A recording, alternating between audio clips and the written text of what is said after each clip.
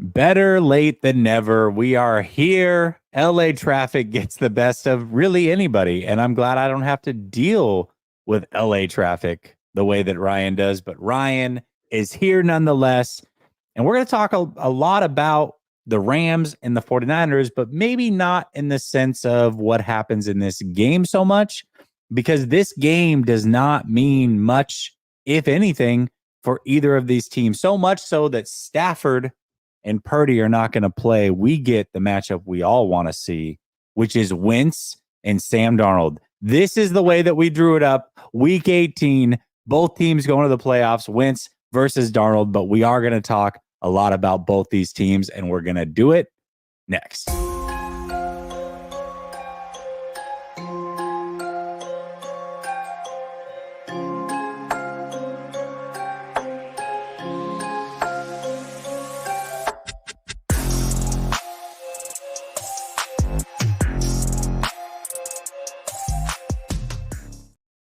All right. Welcome back to Last Second Sports, where we are giving you our take down to the last second. And it's Wednesday night, which means Behind Enemy Lines is here. This week, it's the Rams. A little anticlimactic, not going to lie, but still excited nonetheless. Ryan, my guy, how you doing tonight? My brother, I'm good. I appreciate the flexibility and kindness as always. I thought I'd give myself plenty of time to get my folks to the airport and get back in time, and clearly did not. So thanks to you. Thanks to all your viewers. It looks like they've been hanging out in the chat for 30 minutes or so. So thanks for waiting on me. I think we'll have a fun conversation. It's always a blast and good to see you. And I got to say, Jesse, New Year's Day, I live in Pasadena, California. I don't know how many people watch the Rose Parade. The Rose Bowl obviously is great, but the Rose Parade, ESPN had a float in the Rose Parade. I was out on Colorado Boulevard, and I'm like, is Jesse here in Pasadena? And no, it was just Tim Tebow up on their float. So I thought you flew all the way out to do this show in person with me, but oh well. Oh man, this guy 2 years ago essentially started this whole thing that I look like Tim Tebow, and every once in a while I'll get a picture posted on my Twitter timeline, and you can thank this guy for starting it. It's pretty funny. In fact, even in DMs yesterday, he just sent me a random Tim Tebow gift. Like, here you go, man. Enjoy. So appreciate you for that. It's the gift that keeps on giving. Now, I do want to say there was a super chat. I don't even remember who asked it, and I apologize. It was set up for when we were going to start at 10, but I do remember the question. The question was, what if Sam Darnold balls out this week, and what does it mean? It means that Sam Darnold might get paid somewhere else to be a backup for them. That's what it means. He's not ever going to play over Purdy unless Purdy is injured. And maybe it could give you a little bit more confidence if Sam Darnold had to play for any reason in the playoffs, but that's about it. It would mean absolutely nothing. That's it. That's what it would mean. So there you go. All right, brother. Listen, I have some questions for you around the Rams that don't have anything to do with this game. We will talk a little bit about this game because there are some things that can come out of it, and I'm curious to know what your thoughts are. But there is this question that keeps being brought up around four key members of the Rams, and it talks about, retirement or a hiatus. Now, one thing we have heard is that McVay is not walking away. He will be back next year. He was asked that pretty directly and gave a pretty direct answer. So good for the Rams. McVay will be back. I would assume that Aaron Donald is not going to walk away. He's got a lot of money sitting there, so I doubt he goes. But there are two players that I keep hearing about. One of them is Matthew Stafford. The other one is Cooper Kupp, believe it or not. And so we'll start with Stafford. Do you see a scenario where Matthew Stafford walks away after this season, Ryan? I think the only scenario, because he's come out during the season, says he wants to play a few more years. He's still passionate about it. He's playing at an elite level, kind of a down game last week against the Giants, but overall playing very, very well this season. And in my opinion, not trying to be biased, but I feel like he should be he's not the MVP, but he should be at least in the conversation based on what the expectation was for this Rams team going into the year. That being said, if the Rams shock the world and go and win the Super Bowl, then I think he would maybe really consider. I still don't think he necessarily will, but that would be the only scenario where he would consider. retiring, because I think the passion's still there. What they've built this season, the chemistry, the fun that they're having as a team, the cohesiveness as a team. I mean, this is the most fun I've ever seen this Rams team probably since McVay's been here. It's just a cohesive group that they've kind of had this mentality that they weren't thought to do anything, no expectations compared to last year after being the Super Bowl chance. And so this year it's just been kind of a, balls to the wall, just, have some fun and see what happens. So yeah, to answer your question long-windedly as usual, I don't see him retiring. If they were to somehow win the Super Bowl, it would be much more of a thought. I still don't necessarily see it happening, but that would have to happen for it to even be a conversation, I think. What about Cooper Cup? This is one that caught me off guard, and I should have asked you weeks ago, and I've just kind of saved this one. I heard it about like 8 weeks ago. Somebody who's supposedly plugged in with the Rams came out with the rumor, and then some people refuted it and said no. But he has had some injuries the last couple years. It's not like he's not old, but he's also at an age where if he walked away, he'd be like, okay, I get it. Is there any chance that he retires after this year? I still don't think so, but he is much more likely because of what you just said. There's some injury there. He's a guy that is going to be a coach immediately. I know, Mm, you guys have Wes Welker there, and whatnot, and his great NFL career now coaching receivers. Cooper Cup, I think, especially if the Rams want him, would be on the staff next year if he did retire. So there's a career path there in coaching. And then the injuries, like you said, he's on the other side of 30, just there. But I think it's because of, like I said, I don't want to repeat it, but how this season's gone, but because it's building up to one more kind of all-in run in 24, 25, and 26, I think, and I know we'll get to probably Donaldson in a second, but I think the whole band will be back for at least 24 and maybe even 25, because now this is the first offseason in recent memory where they're going to go in with 80 plus million in cap. They have all their draft picks, including a first round yeah. pick for the first time since 2016. So it's like they over exceeded expectations this year, and now they can go in the next year with the band back together, all this cap space to rebuild, to not even rebuild, but just to retool on what they already did, plus all their draft picks. So I would be shocked if any of these big names did retire this offseason. Of any of them, though, the one that makes the most sense would be Cooper Cup, just because of the injuries and because of his path to coaching basically immediately. Yeah, and I actually I don't think that there's anything to the Aaron Donald retiring, not after that payday he got, which really I don't think kicked in until this year, and it probably even goes up next year. So I don't see him walking away. But when you look at the Rams, and it's interesting because they kind of did a Seattle Seahawks from last year, where everybody thought, 3, 4, 5 win team. Yeah. And then here they are. They've snuck into the playoffs, and so much so that they didn't even need the Week 18 game, which is kind of crazy to really think about it, especially the way the season started and Cooper Cup being injured. All the when they when they got rid of Ramsey, it was like, oh, here they go. They're going to tank, and none Mhm. of that has happened. It's been the exact opposite of tanking. They've done a fantastic job, and I guess the questions are being asked because I'm looking at it saying, man, if they don't have to replace any of those guys immediately next year, they do get all their draft picks and they have about 40 million to spend. Ooh, they could be very competitive next year. Very, very competitive. Even more so than they are this year. They're competitive now. They're scary out, but next year they could really make some noise. And they've become an interesting team almost overnight, which is crazy to say for a team that won a Super Bowl just 2 short years ago. Yeah, it's impressive. I think when you look at what Les Snead and McVay has obviously handed it, once he decided at the end of last season that he was all in, he's back. The brass got together and kind of formulated a plan of what the future looked like, and not just for 23, but 24, 25 and beyond. And, there's always the talk about, this team went all in and they're setting themselves up for failure. And eventually, the checks are going to have to get cashed at one point. And which we saw this offseason. That was kind of, they got rid of everyone. Bobby Wagner, they had a 5-year deal after one season. They cut bait with him. They trade Jalen Ramsey. They released Leonard Floyd. All these big name guys, they get rid of Allen Robinson, they dump.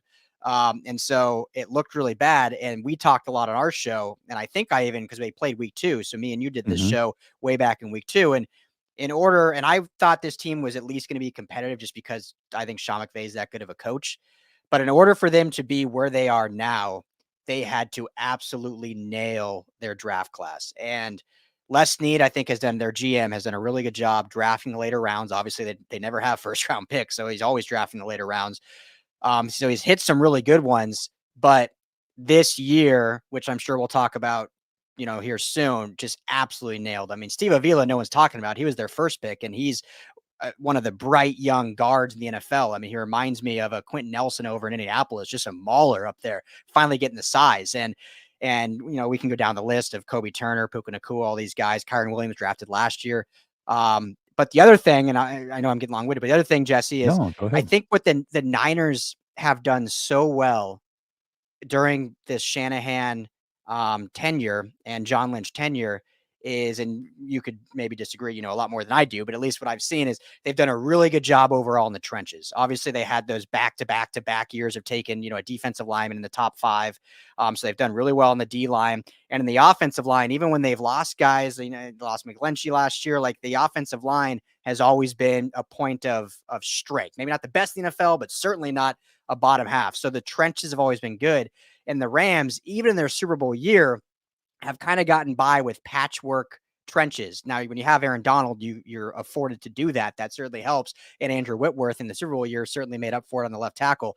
But this offseason, they really, and not necessarily in free agency, but in the draft, they really dedicated themselves to becoming a more, not just good in the trenches, but less, we always say on our show, less glitz and glammy like Hollywood and more grit and grimy like sometimes it takes to win in the NFL in the trenches. And you see with Steve Avila, they added Kevin Dotson right before training camp, free agent out of Pittsburgh. And their offensive line is playing a lot better than people anticipated. And obviously the D line with Donald and Kobe Turner, the rookies, playing well as well. So the fact that they committed to the trenches is, I don't want to say they copied the Niners, but I think they saw that they had to do that if they wanted to have any success this year. Turner's having a fantastic year, by the way. Very, Yeah. very good year. Solid year. Yeah, I mean, I think that they have done a great job drafting. I mean, you really look at it, Puka Nacua. If you paid Wild. attention to the Wild. draft coming in, a lot of people like Puka Nacua. A lot of the people that spend a lot of time around the draft, Brett Coleman talked a lot about him. He compared him. He said him and JSN are very, very similar, except for one you can get a hell of a lot later. And he was absolutely right about that. Puka Nacua has been fantastic. And Williams, second leading rusher in the NFL behind Christian McCaffrey. And he missed 3 or 4 games. He's been fantastic. This is the most balanced Rams team out of all of them, in my opinion, with Sean McVay. I know that they had a very good running game and when Goff was there and Goff was putting up some good numbers as well, but Goff is not Stafford. And I think that Williams has done a fantastic job. This is the most balanced offense that I've seen from the Rams. And that when you start to add some more talent through the draft and free agency next year, things can get interesting. They could be an interesting team. Yeah, absolutely. And if they can do a good draft this year, like you said, and really just build upon it with now some cap, with some continuity, like every year, they're probably going to lose another coordinator. I'm sure Raheem Morris is going to get hired away, most likely their DC. Yeah. Yeah. But we'll see. But man, I mean, kind of getting back, and obviously it's your show, lead the show, but kind of getting back to the game. Like 2 weeks ago, Jesse, I was like, man, this game's going to be great. Niners are probably battling for the number 1 seed. Rams are going to be battling just to make the playoffs. It's going to be like, the already teams hate each other. And then it's like one team could either play spoiler and kick a team out of the playoffs, or the other team wins and knocks them out of the number 1 seed. And now we're getting the Wentz Darnold, the former. Has there ever been a former number 3 overall pick versus number 2 overall pick, and yet both of them are backups? Man, it is. That is crazy to think about. It really, what's funny about this whole thing too is last year I had predicted that Carson Wentz would be the backup quarterback in San Francisco, and obviously that didn't come to fruition. Similar, right? Sam Darnold's pretty similar, but this is 2 guys trying to find any way to save their career. They'll probably never be starters again, at least not long term, maybe spot starters, what have you. But this is an interesting matchup. It's funny because it certainly doesn't have the intrigue that we thought it was going to. And as a content creator, I got to say, this is the first time that I've ran into this where in the season, I've essentially got 3 weeks where I have nothing to talk about as far as the games go, because Washington was like the placeholder game. It's like, okay, it's Washington, whatever. They're going to win. The Rams will beat the Giants, which that one got a little squirrely.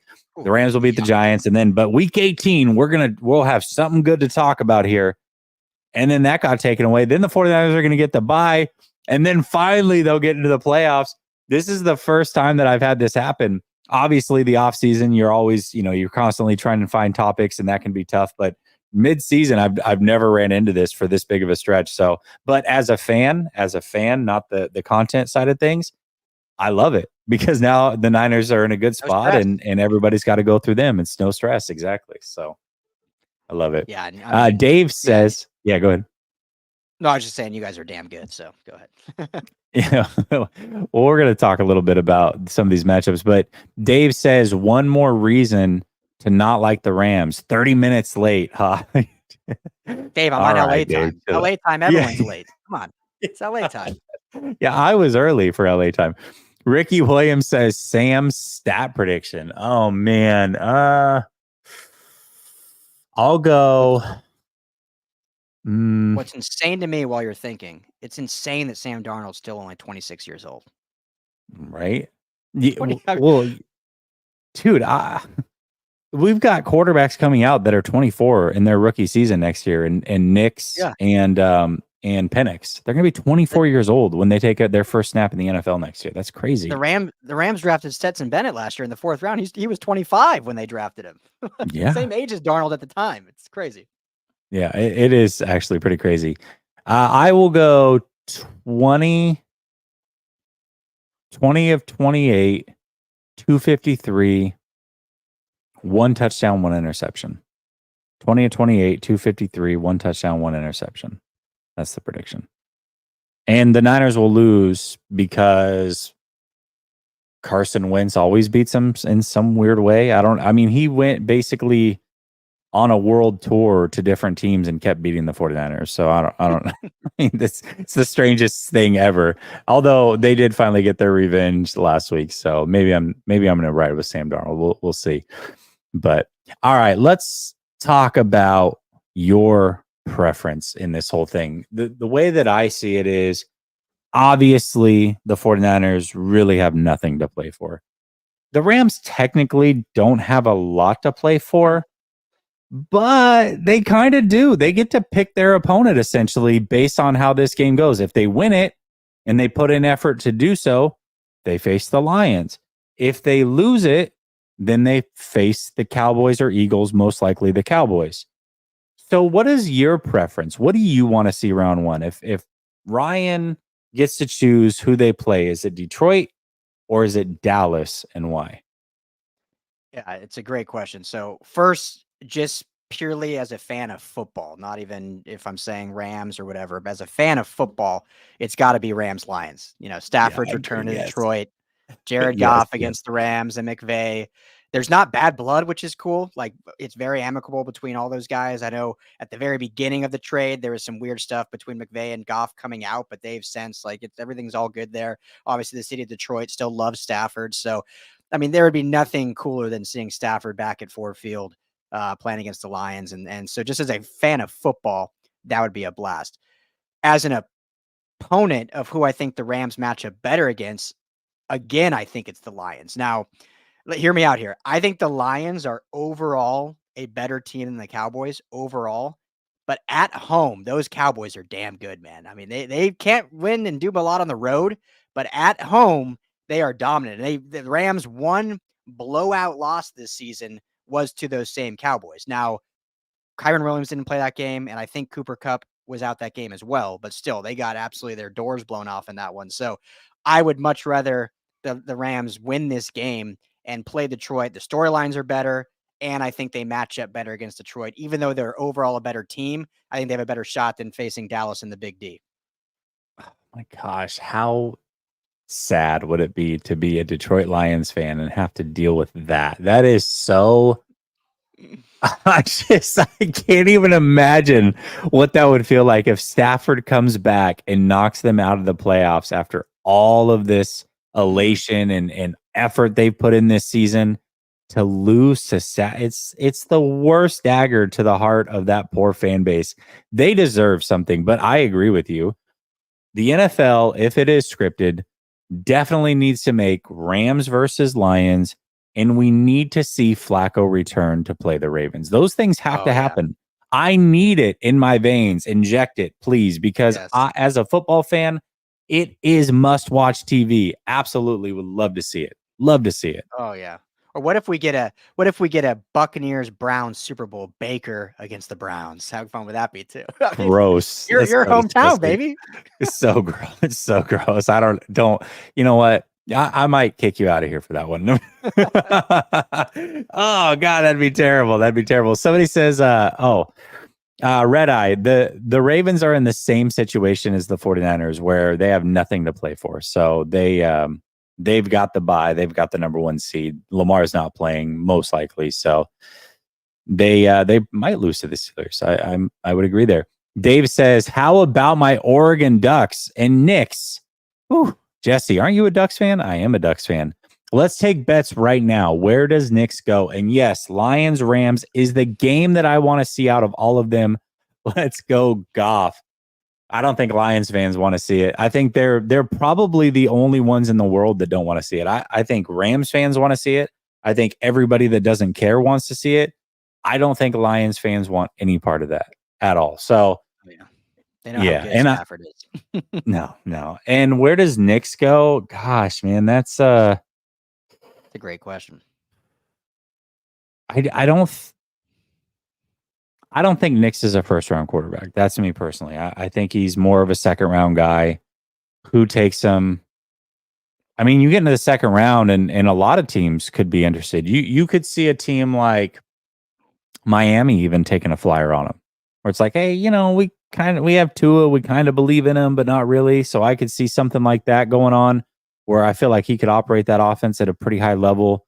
I don't know, man. I'll say I I'll think that's say the better for him Vikings. Vikings. if he can. Vikings. Oh, He'll I be a like that. Viking. There we go. I like that. And I think that's better for him if he can go somewhere and sit a year or two. Yeah, I I think mean, so he'll be too. 30 by the time he plays, but For sure. whatever. Yeah, that Chris Winky. Yeah. Dave Barclay says, "Oh, nice, Jess. I didn't think Flacco versus the Ravens. Nice. Yeah, Flacco versus the Ravens that'd be great." Gammon says, "Jesse, you have taken some shots recently on Twitter for your Purdy backhanded compliments. As a staunch supporter of yours, who has seen you adamant before the NFL draft for Brock? What say you?" As a staunch supporter of yours, who has seen you adamant? Were you I mean, pro Brock before the draft? yeah, I started talking about him in 2020. Nice. Okay. Take your lap. Yeah, I don't really care. If you want to go search my Twitter, you'll see it all over there. If you want to go search my reaction to the draft on this channel, you'll see me celebrating. If you want to search the mock drafts before, you'll see that I mocked them to the 49ers. But if you aren't all in on everything that the 49ers do, you're talking to a fan base. I would expect that you're going to get some pushback, and that includes with Brock Purdy. And yes, I have said my opinion on Brock, and I will continue to do so. And if people take exception with that, by all means, take exception with that. But don't conflate liking somebody for not necessarily buying into everything that they are putting out. You can like somebody and not believe that they're the best quarterback in the world. Those two things can both exist. So that's all. Dave says, if someone takes Darnold, maybe we could get him. If someone takes Darnold, maybe we could get him. Bo Nix, I think he's talking about. Oh, Bo Nix. Okay. Yeah. Keep up, Jesse. Yeah, maybe. I mean, it's just, I wouldn't mind having Bo. Taking Moody in the third round and then going Bo in the second back-to-back. That's the problem. I'm not taking him in the second round pick. It's like if he fell to the third and it was great value and you could get him with a compensatory pick, sure, I would be all for that. But I don't know. I wouldn't take him with a second round pick. There's just absolutely no way. All right, Ryan. The Rams have really picked up a lot of steam when it comes to being the tough out of the NFC. And I could really see why Matthew Stafford is arguably the best quarterback in the NFC. The AFC is stacked with elite quarterbacks. Mhm. I think when I look at it, there's usually around 7 quarterbacks consistently throughout the years that are your mainstay quarterbacks. And Stafford is one of those guys. I put him in that tier where he's one of the more elite quarterbacks in the league. And when you have to play elite quarterbacks, anything can happen any given Sunday. They've really picked up steam. So let's remove the 49ers because obviously it's easy to say the 49ers, home field advantage, number 1 seed, steamrolling everybody. They're the scariest team. But if we remove the 49ers, can you make a case that the Rams are the toughest out in the NFC if the 49ers don't exist? What are your thoughts? Yeah, I mean, I really think you can, and you look at their body of work, you look at their schedule. Like I mentioned, that Cowboys game was their one blowout loss. Other than that, they lost 20-3 to the Packers at Lambeau with Brett Rippon as their quarterback because Stafford was out that week and Kyron Williams was out that week. They were missing Cooper Kupp for 4 weeks. They've had other injuries, and they took the Eagles to the brink. They took the Baltimore Ravens to overtime. They probably should have won that game and gave up a punt return in overtime to lose. So they're a obviously well coached team.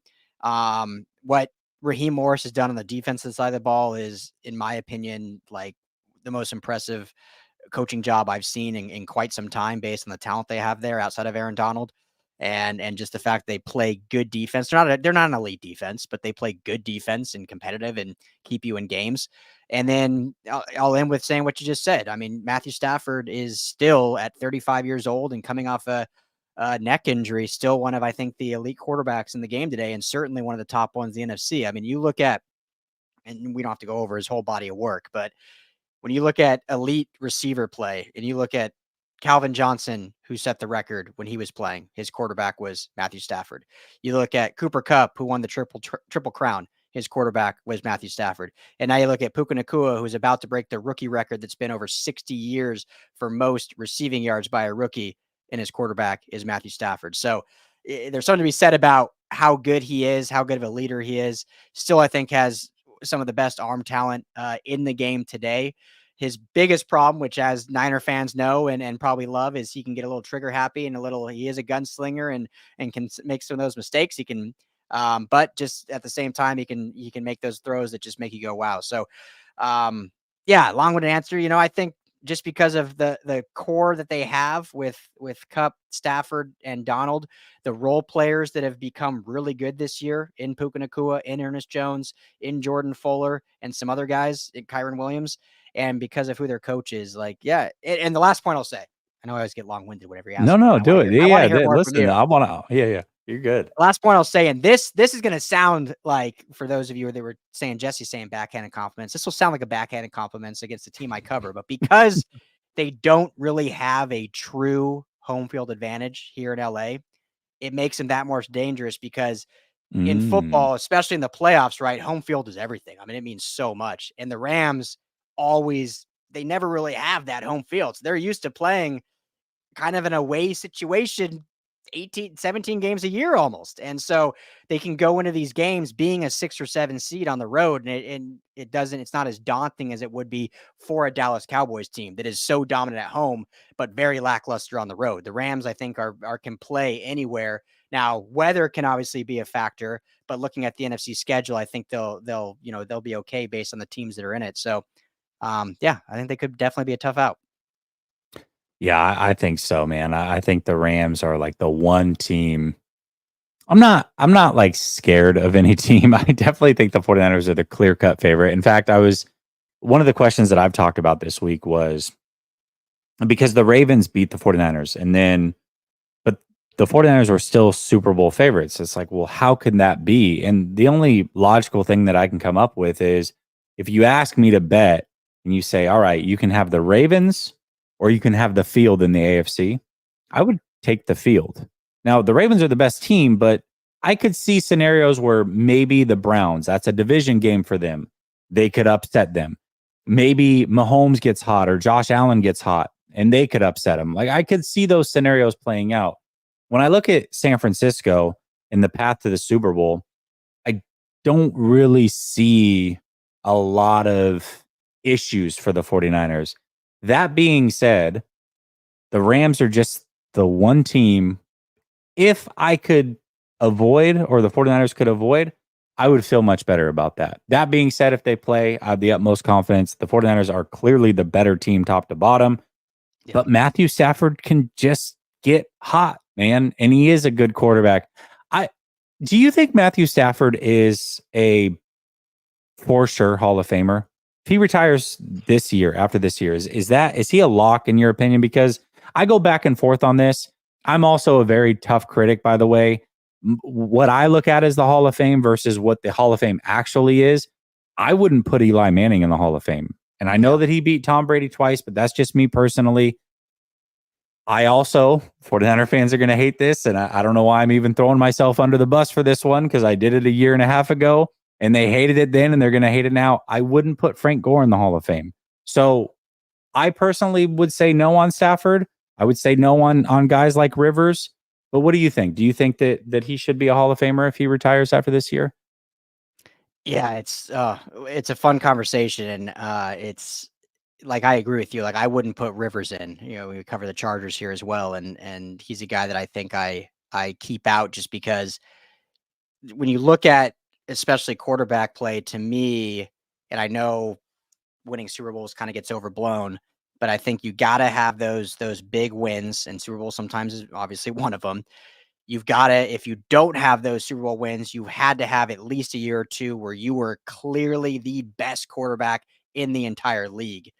And so if you get both of those, then I think you become maybe not a lock, but a for sure at some point nominee to get in. I think Stafford does check those boxes. He got a Super Bowl last year, and he's had a few years where he statistically was the best quarterback in the league. Now, obviously, his number one overall pick, but he had those years. Whereas a guy like Philip Rivers never led the league in passing yards, never led the league in touchdowns, and never won a Super Bowl. So he was really, really good, but he was never great. Whereas Stafford, you can look at a year or two where he was great, plus he got the Super Bowl. So it's close. I don't think he's a surefire. But especially if he plays another couple years, I think it's pretty likely he could send, in my opinion. Yeah. I mean, I think that he likely does get in. I don't know. Like I said, I'm a tough critic. Now, I mean, Yeah. he kind of is Philip Rivers with a ring, really, is the way that you can look at it. So maybe you don't put Philip in, but you put Stafford in because he's accumulated the numbers. To your point, he's also has led the league a little bit. So that's, I also like, and this, I don't know if Hall of Fame voters do this, but like if you just watch, like everyone talks about the eye test, right? Like if you eye watch test, yeah. Stafford and Rivers, it's like, come on, like let's be honest here. Like who was the better QB when you look at the ball pop off their arm and the throws they make? And I love Philip Rivers, but let me ask you this real quick. This is not on that topic, but since you brought up the Ravens, I think I agree with you. I think the Niners are the best team in football, and that roster is so good and obviously well coached and whatnot. And every really good team, this is what makes the NFL so great, is you're allowed to have, I mean, maybe not allowed, but you're going to have a bad week. And I think that was just For sure. a bad week against the Ravens. I don't think that showed the Ravens were that much better. It was just an off game for the Niners.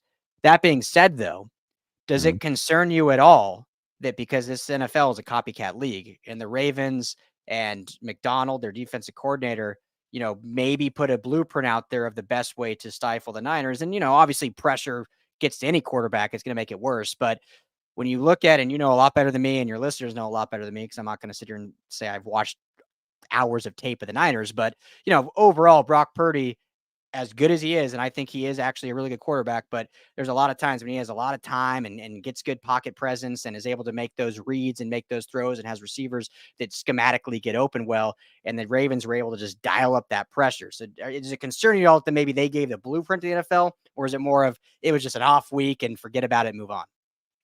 I'm somewhere in the middle. I think that there's definitely a blueprint, but the blueprint is not something that everybody can execute. And I said this after the Cleveland game, which really, there's two games that have been outliers for this offense and for Brock Purdy in particular. One of them was Cleveland. I know they had the 3-game losing streak, but Brock really did play well until he didn't. Right? I mean, you can say that, and he threw the picks and whatever, but he looked like Brock Purdy for big chunks of the games against the Vikings and the Bengals. Cleveland, he looked nothing like himself. in Baltimore, he looked nothing like himself. So, yes, there's a blueprint of sorts, but I think it's less schematically and more just how talented those defenses are. I mean, you look at Cleveland, they have three very high level corners, and they can get pressure with their front four without sending more people at you. And then you look at Baltimore, same thing. They have high level secondary, very good linebackers also to go on top of it, two Pro Bowl linebackers, actually, and a front four that can get home without sending extra bodies. So I think just the blueprint is you're an elite defense with elite players. You can win some games and you can make some things tough on a quarterback who is only a year and a half into his career and hasn't seen everything yet. As good as he's been, he hasn't seen everything yet. And that will come with time. Now, what kind of makes me feel a little bit better about that game is not that, okay, he threw 5 picks or they threw 5 picks. They're not going to do that again. I do think the Ravens can force turnovers on the 49ers if they meet again. But really, the shock factor of Lamar Jackson. Lamar Jackson is now 20-1 versus the NFC. That is not a fluke. That is a real thing. And if you face Lamar Jackson once every 3-4 years, he really can wreck a game plan. He's so unique. There's nobody like him. And as he's played, he's gotten better and better passing from the pocket. So he is just a unique player that you cannot prepare for. However, the 49ers have now played him. So the shock and awe of Lamar Jackson wears off when you get to game plan for him a second time and you get 2 weeks to prepare for him. So if that matchup were to occur again, I don't think it would be smooth sailing necessarily for Purdy. I don't think he'd go for 300 yards and 3 touchdowns and no interceptions. I think there'd be some tough moments, but I think that they've proven they can keep up with Baltimore, and I think Purdy would play much better, and the defense playing Lamar Jackson would not have that shock value, and I think that it is a very winnable game the next time that they would play. Yeah, absolutely. I think because it goes both ways, right? Like maybe Baltimore gave a little blueprint, but also now the Niners are able to see kind of what their weaknesses are and able to pivot that. And that's up to Kyle Shanahan, obviously schematically to go against that. So yeah, absolutely. All right, I'm sure I pissed off some people with that Frank Gore take, so let's see where this goes. Dave says, Jesse talked about Purdy before he was on the team. I did, but if you don't bend the knee and say he's absolutely elite, then nobody cares. Dave says, gave Justice flowers and he skipped my 199. No, I just didn't get to it yet. Keith says, McVay has done a hell of a job. I'd rather play Dallas than the Rams. My hot take a couple weeks ago, and it's likely not going to happen now, Ryan, was if the Rams match up against the Eagles, at that time the Eagles were looking to likely have the number 2 seed, that the Rams would beat the Eagles. Now, that's not going to happen.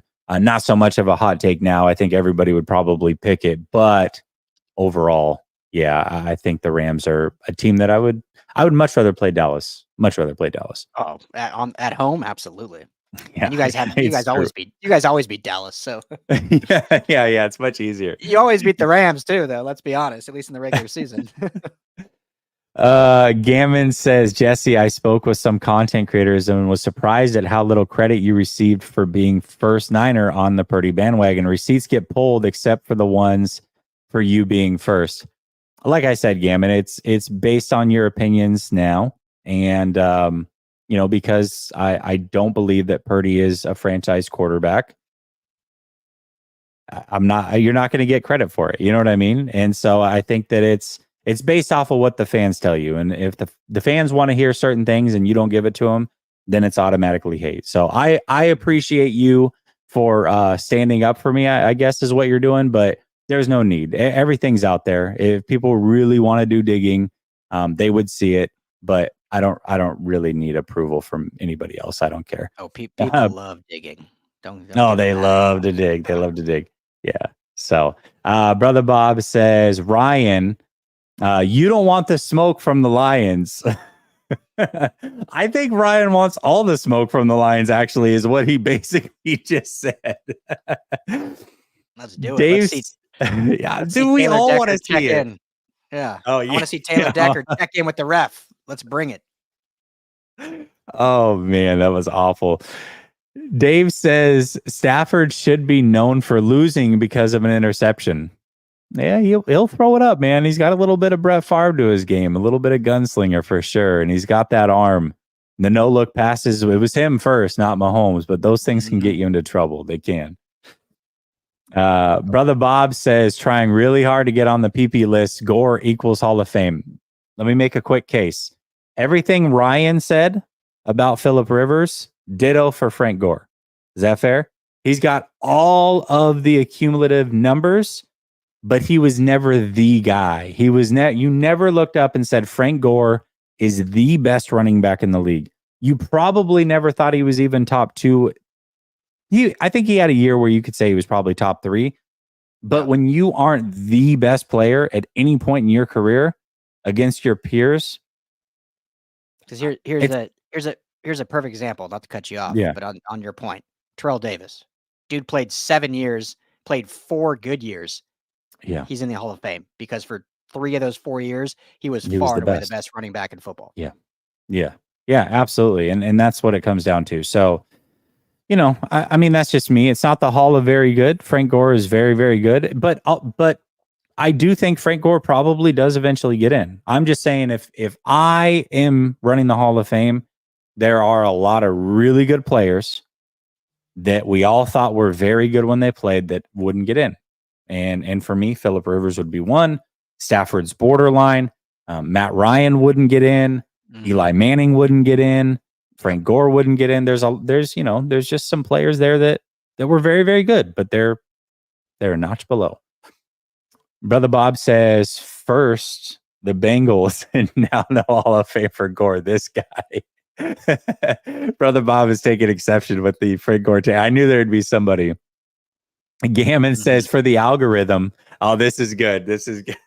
This is good. He says, for the algorithm, how tall are you? For the love of Jesus, don't say 6'2". Everyone is 6'2" with a beard that covers football. He's done this a few times this year.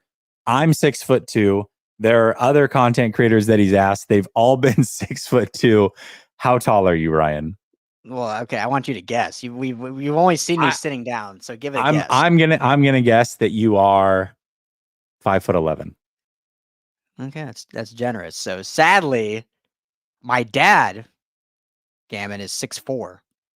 Okay. But my mom is 5 foot. So I come in at a paltry 5'7" out here now. 5'7"? No way. I would have never guessed 5'7". That's crazy. Yeah. Wow. I played high school football, and whenever my dad would show up, my coaches would be like, Ryan, what the hell happened to you? Because in high school, I was even shorter. I was like 5'4". Here's my big 6'4", 225 dad. And they're like, what in the hell happened to you? I'm like, well, wait till you see my mom. So, yeah, that's why it's good to sit down. No one can know that I'm like basically midget almost out here in LA. I would have never guessed 5'7". There you go, Gammon. You finally win, man. You finally win. Brother Bob says, yeah, you did. Nails, check your Twitter. It's about Puka. Oh, I don't have time now. I tell, but I'm sure there's a lot of trash talk. Dave says, thanks, Jess. I appreciate you. Keith says, I agree on Gore and Eli. I would put Ben in even though he never made an all-pro. By the way, another hot take since we're getting hot takes out. I'll take Ben Roethlisberger over Drew Brees. Give me Ben Roethlisberger over Drew Brees. Even though he never made an all-pro, Eli was average, who had big-timer moments. Hall of Fame is only for the dominant. Yeah, I think Big Ben certainly gets in, and I would take him over Drew Brees. And the reason I say that is because I think Big Ben in a dome for his career would put up monstrous numbers. And if you put Drew Brees out in the elements of Pittsburgh, I don't know that he could go through some of those AFC teams, the Ravens, Steelers at home, the Browns they had to play once in a snow game, the Patriots, Denver, those cold weather games. I don't know if he would have done great in those elements, but that's just me. Yeah. Well, and there's obviously Brady proved this a little bit differently when he went to Tampa, but there's something to be said when you're a quarterback and you have the same offensive system your entire career. And obviously Brees started in San Diego at the time, Chargers. Yeah. But once he got to New Orleans, it was him and Sean Payton riding it out the whole way. So that makes it a lot different. Whereas Ben had multiple offensive coordinators, a lot of these other great quarterbacks have had multiple coordinators. And when you have the same system every year, like it's easy to, not easy, but it's easier to throw for 5,000 yards every year. Brother Bob says, hell nails. Just come on, call the mofos out. Not going to do it. Keith says, Gore played while AP and LT were in the league. Yeah, not his fault, but those guys were but Curtis Martin's another one, right? Like between Curtis Martin and Gore, very similar. I would lean towards Curtis getting in, and I would probably slightly put him in. But him and Gore are similar, and if I have to choose between the two, I would take Curtis Martin. So that's kind of where I'm at on it. Not that you have to choose between the two, but that's kind of the way it works. All right. Let's see. Unknown. Where was I going with this? Oh, yeah, here we go. A player. I love this layup, by the way. Well done. Thank you, man. Thank you. I appreciate it. It was in-season adjustments. Well done. Got to make it week 18. You love it. You got to level it up sometimes. You got to keep people guessing. Unknown. This is an unknown player. So normally what I would say is, hey, give me a player that most people don't know that is going to make a difference this weekend that we all need to hear about. But I'm going to take it a little bit different direction here. I want to know, because a lot of backups are going to play. Give me a player that you personally are excited to see play that maybe hasn't gotten a ton of run throughout the season. Who would you like to see play? Yeah, so I'm excited to hear your answer. What's funny with this Rams team, this is going to sound like a cop-out, but it's really not. But because they're so young and have so much inexperience, that outside of their big core, which Sean McVay came out and said today that, Stafford's not playing, Kupp's not playing, Kyren Williams isn't playing, and Aaron Donald isn't playing. But outside of those, it's like they really can't bench anyone else, so they're fielding like a JV team. And so there's not going to be a ton of guys that haven't played this year is all I'm trying to say. Like there's going to be guys that maybe didn't play as much, playing a little bit more. But to answer your question, the one that I don't know if you guys have noticed, but Demarcus Robinson, wide receiver. Yes. I can't remember. I can't remember if I talked about him in week 2 with you, but going into the year on our show, it was like, okay, because this was before Puka Nacua was known to be great and whatever. It was like, okay, here's a guy that had, consistent success with the Chiefs, never dominant, but, averaged 400 to 500 yards every year. He's coming in now to this Rams system with Sean McVay. And after Cooper Kupp, there was no true number 2 receiver. So I was like, Demarcus Robinson is a great opportunity to really be that guy based on his talent and skill level. And then Cooper Kupp gets injured and missed the first 4 weeks. Like, well, Demarcus Robinson's probably going to be wide receiver 1. Well, then Puka Nacua lights the world on fire and surprises everybody. Demarcus Robinson kind of gets forgotten about, not used very much. Tutu Atwell played really well early on.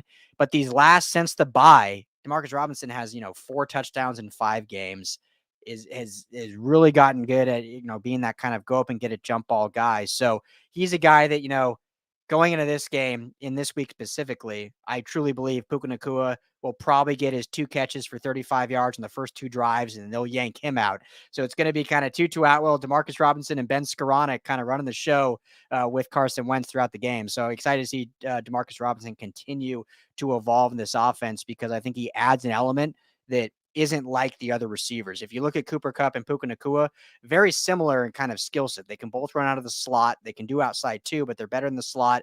Similar size. They're not elite speed, but they have speed, elusive speed that a lot of people don't know. Demarcus Robinson is a lot bigger, a little bit more athletic, and can do things differently. So a fun receiver that we'll see probably get more run, like you were asking, this week than he has, throughout the season.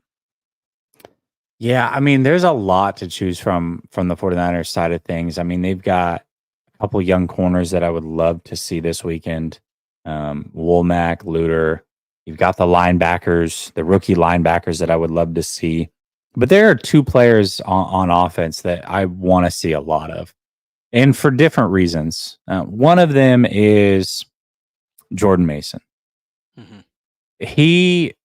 We've been kind of banging the drum as a fan base to get him carries all season long, and it just really hasn't happened for whatever reason. They just keep feeding CMC, which is great. CMC is fantastic, but we wanted a spell to be there. And then we also thought, okay, you know what? He's kind of earned passing Mitchell on the depth chart, and Mitchell's just kind of hung around and hung around and hung around. Now, finally, Mitchell, for the first time in nearly 2 years, looked his old explosive self this last week, which was awesome. Mhm. But I still want to see Mason get 10 or so touches to make sure that we're not crazy, because a lot of us really see some good things from him. We see a little bit of Marshawn Lynch to his game. Where's number 24? He has the dreads. He's bigger, bow-legged. I mean, he has the Marshawn Lynch thing going. So we want to see that. And then another guy that I want to see, and we have seen some of him this year, and he's done well in the small stretches he's played, but that's Ronnie Bell. And the reason I want to see a lot of him this weekend is because Jawan Jennings is likely not going to be on this team next year. And he's been an integral part to this offense. He's the guy that on third downs, he's kind of that safety blanket. He's a very good blocker. And I want to know if they have the replacement on the roster. And I think Bell is that guy. But I would feel a lot better about it if Bell comes out and does some of the things that I think that he can do for a full game, and they can let Jawan Jennings walk at the end of the season and then plug Bell in. So for those reasons, I want to see these two guys depth pieces this year, but can make an impact next year. And I just got to see it play out. So there are a lot of young players on the defense I would love to see for sure, but I got to go with the offensive guys for those reasons. Love it. Yeah, yeah. A lot of excitement there. I mean, I think some good picks and see what they're able to bring to the table. So let me ask you this real quick before we move on to the prediction here. Mhm. And this isn't a young guy, but what was your guys' reaction with adding Sebastian Joseph Day? I mean, obviously we've covered him here in LA. He was with the Rams, then he went to the Chargers, and I was like, man, obviously the Chargers released him so he could go to a contender. And the fact that Niners got him, I mean, he's just a solid. I mean, if he's a depth piece, I mean, that is a fantastic pickup by you guys. So what was your guys' kind of reaction when that happened? Mixed bag, honestly. And I want to give a shout out to this one too, because I'm on board. Willis. I want to see Willis get some reps too. I'm right there with you. Right there with you. But mixed bag, because not because of him. Very excited Mhm. about him, especially as a depth piece, hell of a player. And there were teams like Dallas that were looking to get him. I think Buffalo could have used him. So there are Mhm. some teams that are playoff teams that really could have used him that didn't get him. So that's always exciting. But then there's the flip side of, why is he here? Because likely that means that Eric Armstead's injury is one that could keep him out through the playoffs. And that is Mm. a little bit worrisome, because Eric Armstead is such a big part of this team.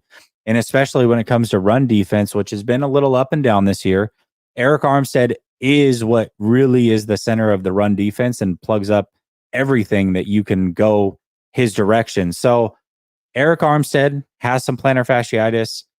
We pretty much knew at that point he wasn't going to play the rest of the regular season, and we'll see how the playoffs go. It's one of those things where he's got to deal with it. Pain management, it's not going to go away. So it's nice to have the depth if he can't go, but also kind of a bummer that, man, this thing is a little bit more serious than what we'd hoped, and he's a big part of this team. So a little bit of mixed thoughts around it. Yeah, yeah, and certainly Eric Armstead is a more elite player. But Mhm. I'll just say that you got a good one with SBJ because he's a or SB Day because he's got a lot of a good accolades to him and is a fine ball player. So that was a great pickup in terms of depth. Yeah. Yeah, most certainly, most certainly. Dave says, "Let's all do this." How tall are you? Well, I guess I'm 6 foot 8. 6 foot 8. Nice, nice, Dave. Brother Box. He says, "I'm creating a podcast to diss on nails. Steve Martin, but no gore. What the living hell is wrong with you? Fall and bump your noggin. I'm going. I'm going to meet Puka soon. F him though. Okay. Martin at least was an all pro in his career. Pretty sure that he was an all pro and was arguably the best running back in the league for a year. You can't say that about Gore. And they both had the cumulative numbers, but one guy for at least a year was the guy or the second best guy. You can't say that about Gore. So that's why, man, you got to be the best guy at least once in your career. You got to be a first team all pro. I love Gore, but man, I'm sorry. Dude, Martin, I just don't see it. other Go than ahead. Martin's final season, Yeah. every other season before rushed for over 1,000 yards. Like What that's was his he was an all pro, right? Make yeah, sure I'm all not pro going and crazy. no, he was an all pro and led the league with 1,600 yards. And his There you go. last season was the only season he didn't rush for 1,000. He still rushed for 800. Yeah. Yeah. Like, So there you go. I mean, and Gore, listen, Gore Gore did was very great. well. He had a lot Yeah. of seasons over 1,000 as well. Nothing against Gore, but I think Curtis Martin was better. Dave says, please play Mason all game. See, we got to see it. Dave says, I agree with the chat. What's up with Danny Gray, man? I don't know that Danny Gray is going to be on this team past this year. We will see. I think that he snuck on this year, if I'm being honest with you, and his injuries have not helped things. So that's the way. It's the way it goes. It's the way that it goes. All right, let's give a prediction of a game that honestly doesn't hold a lot of weight, but it's still fun. And I'll go first on this one. Here's the deal. Carson Wentz against the 49ers always does pretty well, and they tend to win those games. That being said, for the first time in doing these behind enemy line shows, and I am very, Ryan, this started with you where I was pissing people off picking against the Niners when they would play the Rams, right? Mm-hmm. And I picked against them both regular season games a couple years ago, and they won those games. And then finally in the NFC Championship, I picked them to beat the Rams, and the Rams won. So I was wrong every time through, right? That being said, this year, all season long, I did not pick against the 49ers. And I don't even think that that's a homer thing because the 49ers were that good this year. And so I'm not going to start now, not with the backups. I'm not going to come into the final week and go against the 49ers. I'm going to keep this thing going. I'm going to go 27-20. San Francisco 49er backups are just a little bit better than the Rams backups. And that's the way that I'm going to roll. What do you think? What's your prediction? There we go. Love it. Love it. I say it all the time too, like not trying to be Homer. I'm gonna pick the Rams only because I think they have more to play for.